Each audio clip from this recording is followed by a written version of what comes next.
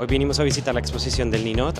Estará aquí del 7 de febrero al 15 de marzo. La entrada este año tiene un costo de 4 euros por persona, 1 euro más que el año pasado, y estará abierta de lunes a jueves de 10 de la mañana a 8 de la tarde y de viernes a domingo de 10 de la mañana hasta las 21 horas. Los días 14 y 15 de marzo tendrá un cierre especial a las 15 horas, ya que es el día que se recogen los Ninots. Recuerden que el museo cuenta con 3.600 metros cuadrados en donde hay más de 700 Ninots.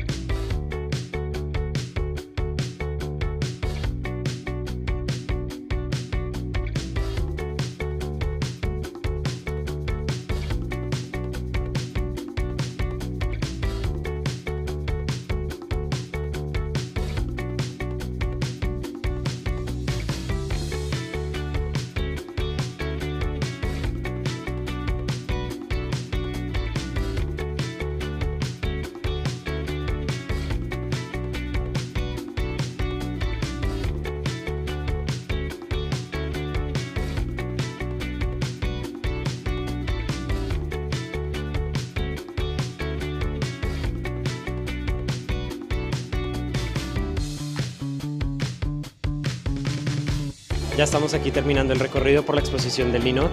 Yo ya encontré mi favorito, ya sé por cuál votar. ¿Y tú?